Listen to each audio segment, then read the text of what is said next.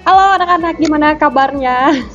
Ibu harap selalu baik-baik saja ya. Nah, hari ini, minggu ini adalah pelajaran atau pertemuan pertama kita di kelas Bahasa Indonesia. Selamat datang Ibu ucapkan kepada anak kelas 7 ya. Semoga betah untuk belajar di SMP Yosudarso. Jadi pertama-tama kita akan memperkenalkan diri dulu. Nama Ibu Crescentia Yesi. Bisa dipanggil Ibu Yesi. Ibu mengampu mata pelajaran Bahasa Indonesia di kelas 7, itu di kelas 7F. Tapi nanti Ibu akan berkolaborasi juga dengan Bu Linda untuk seluruh kelas 7 juga. Jadi sekian perkenalan, kita langsung saja ke materi kita yang pertama, yaitu mengenai teks deskripsi. Jadi ada beberapa hal, dengarkan baik-baik dan pelajari ya. Oke, teks deskripsi. Teks deskripsi yang pertama kita akan mempelajari di sini definisi, ciri-ciri, dan jenis teks deskripsi. Nah, yang pertama, definisi teks deskripsi itu apa? Teks deskripsi adalah teks yang menggambarkan suatu peristiwa atau objek tentang pengalaman, penglihatan, pendengaran, penciuman, dan perasaan.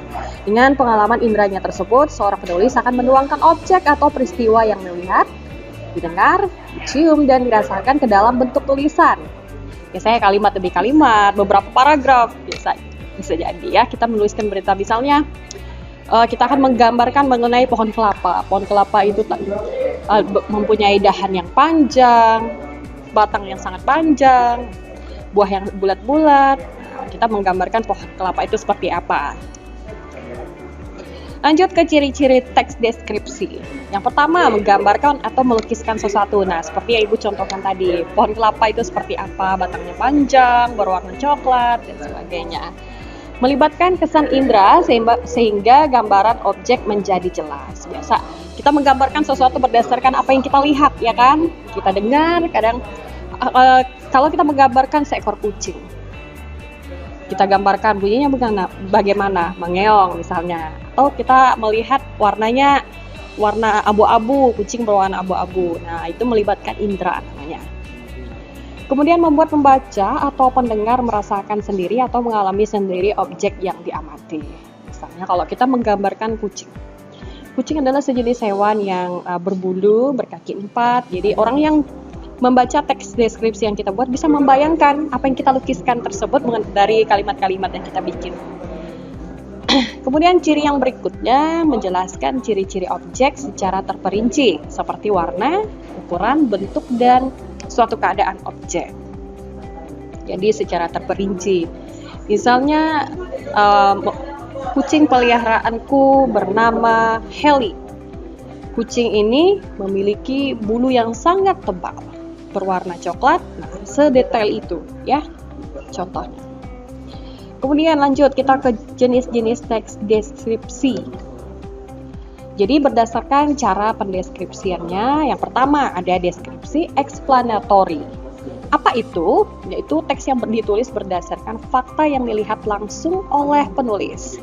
Deskripsi explanatory menghindari segala sesuatu yang bersifat subjektif atau imajinatif. Jadi benar-benar dilihat nih objeknya.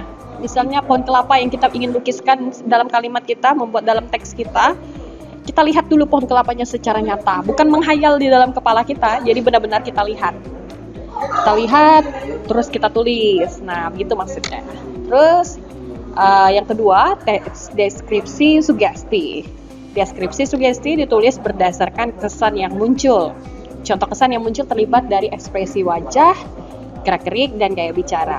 Deskripsi sugesti bersifat imajinatif, muncul dari penafsiran penulisnya. Selanjutnya,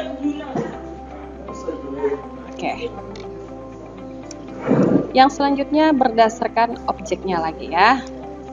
Teks deskripsi tempat atau spasial. Deskripsi tempat atau spasial adalah teks yang melukiskan ruang atau tempat berlangsungnya suatu peristiwa. Jelas ya, ini tentang melukiskan suatu tempat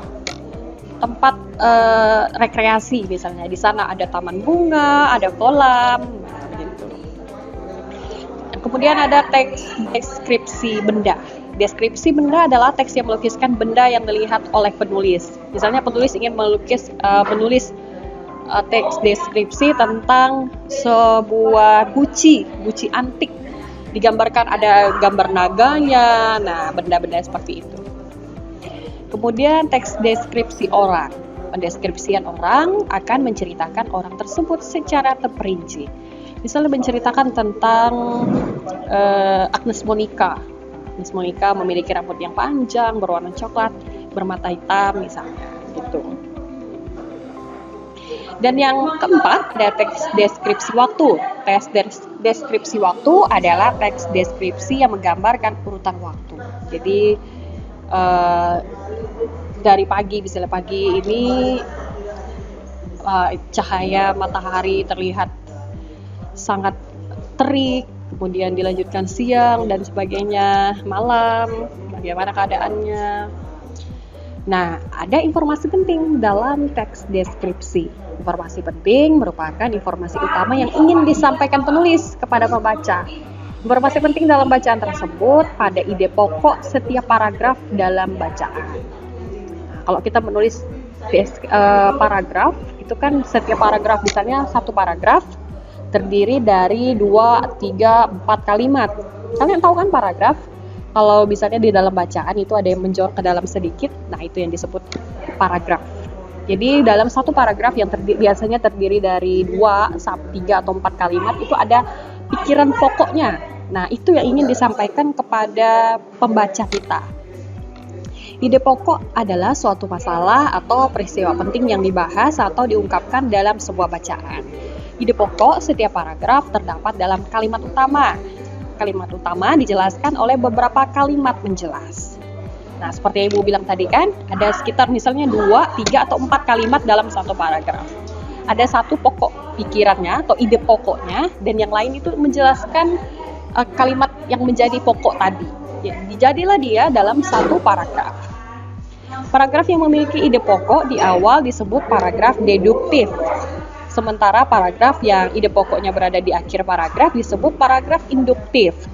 Paragraf dengan ide pokok yang terletak di awal dan akhir disebut paragraf deduktif induktif. Jadi, ide pokok setiap paragraf dapat terletak di awal, di akhir, di awal, dan di akhir, atau menyebar di seluruh paragraf. Cara menemukan dalam informasi teks deskripsi, misalnya cara yang pertama, kita baca seluruh teks deskripsinya. Terus kita pahami isi teks deskripsinya. Kemudian kita temukan ide pokok setiap paragraf dalam teks deskripsi. Itu caranya. Dan terima kasih. Sekian pembelajaran Bahasa Indonesia hari ini.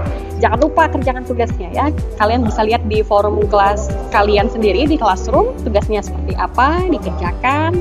Tetap semangat, tetap produktif, dan kreatif ya selama masa pandemi ini. Sampai jumpa.